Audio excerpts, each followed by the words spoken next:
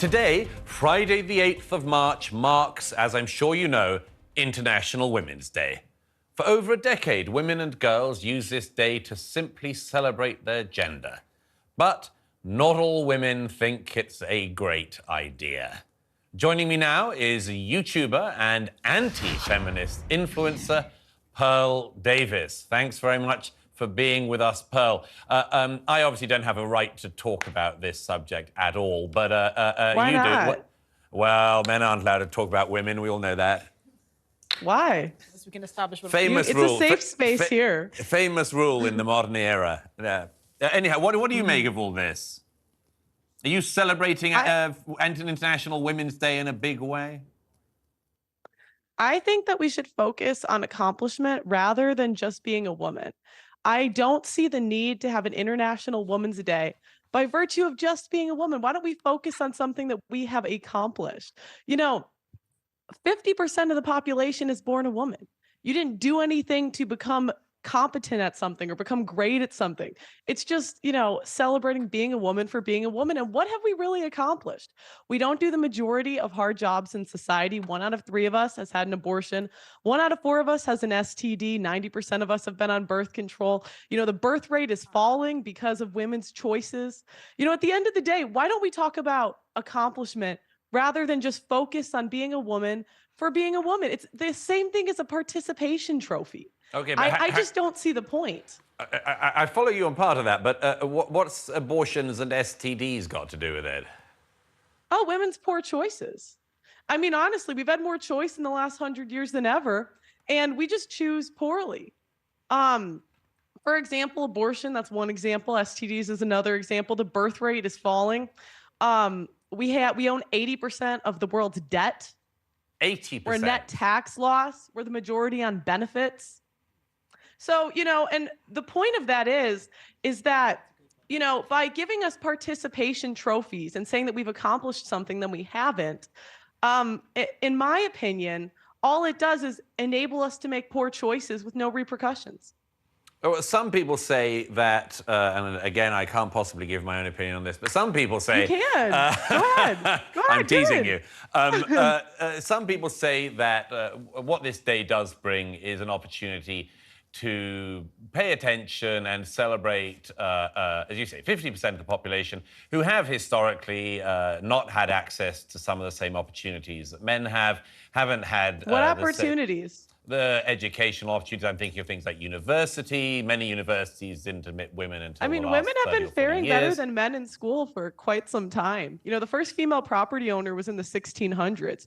A lot of times what feminists do is they rewrite history and make it seem like we were much more oppressed than we were. Women have historically been a protected class and have had more rights than the average man.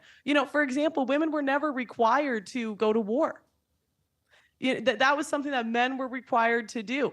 Oftentimes, women were actually a protected class. And the only reason I'm cutting you off is because, the more we repeat this stuff, the more we think it's true. It's just not true. The first female millionaire, 1800s, women, even in ancient Egypt, there were examples of female pharaohs. Esther, I see you nodding furiously as Pearl is speaking. Yes.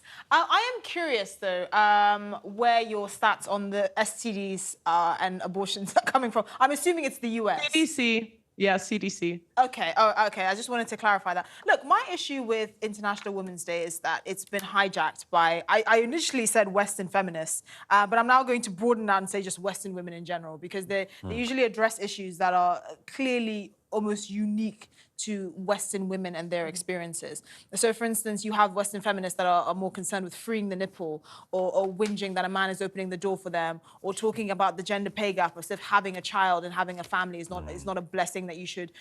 I have a policy. I try to get around that one of the misogyny of opening a door for a woman. Well, if I see a woman trying to open a door, I push it from the other side, just so I can show that we're equal. Show that you're in power. But then you have the other end, of the extreme end, which I suspect Pearl occupies, which is, women have had it so good and all of that, and effectively ignoring clear systemic injustices that women have had to face. I mean, I'm someone. Okay, which ones? I grew up. Well, I'll give you an example. I grew up in Ghana in West Africa, and I was fortunate enough to have grown up in an educated family that saw the value of educating me and my brother equally. But I also had a classmate that was married off at 18 and had 4 kids by 24, and had basically no say in it. And this is in a modern country, in a modern world. It sounds like you guys had choice because you chose one thing and she chose another. Someone of my same socioeconomic standing didn't have that choice. And I think you're talking about it as if that the problem doesn't exist. Why didn't she have the choice if you had the choice? How did she have the choice? Were you paying her school fees? Were you going to offer?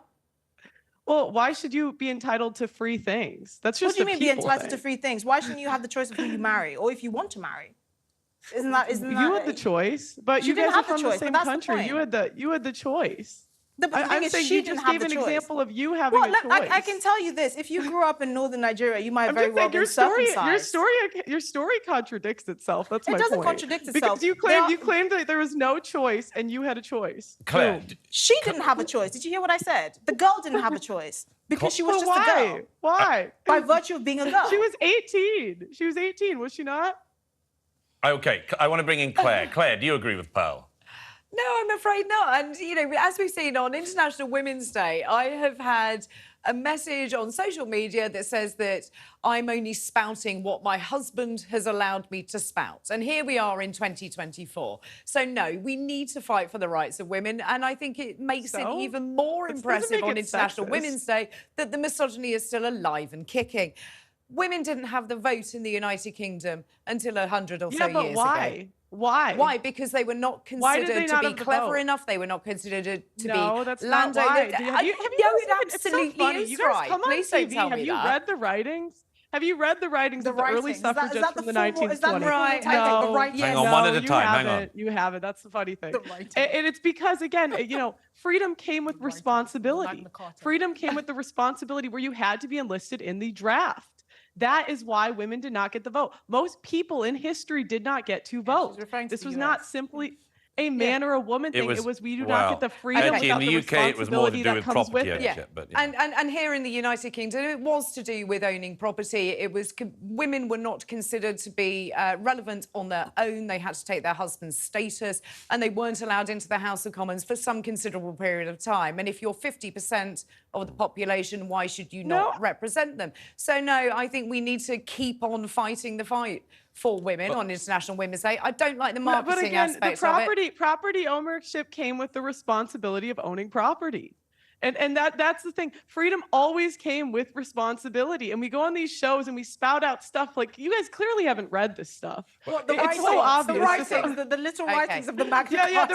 The writings of the suffragettes and the anti-suffragettes at the time, because you really don't understand what went on at the time until you've actually read from the people at the time. Let me just quickly, before I let you go, Pearl. I mean, I hear the criticisms of International Women's Day and things, but if I can actually, as they say, speaking as a man. If I can say, the thing that I do think is a criticism of this is that we do tend to, and it goes slightly to what Esther said, is that there's a lot of focus on high-end professions and like membership of boards, for instance. There's a stat I have here that was being given out by the WEF that women only make up 37.8% of boards. Isn't there a risk, though, with all this, that actually what something like International Women's Day does is it focuses on, like, high-status professions and it ignores the kinds of young women and girls that Esther referred to. I mean, what I mean is ordinary people, and that there's this focus on the strangest, highest-end professions and just an ignoring of some real needs of some real people. Sorry, what's the question? Do you agree that that International Women's Day ends up focusing on, arguably, these high-end problems instead of some of the actual problems that do exist for some girls around the world, particularly in the developing world? Yeah, and you know, I'm speaking from the West because I'm in the West. I can't really speak to countries that I'm not from, right, or I don't live in. But yeah, I mean, in all honesty, what % of people are going to be the board of anything? What percent of people are going to be CEOs? It just doesn't speak to the average existence of a man and a woman in this country. And the truth of the matter is, women do not do the hardest jobs in society. You know, I can quote A World Without Men by Aaron Clarey. They have an actuary verify these statistics. Women do not do the hard jobs in society. Men do the majority of infrastructure jobs. Well, that's certainly true. Pearl, thank you very much for being with us.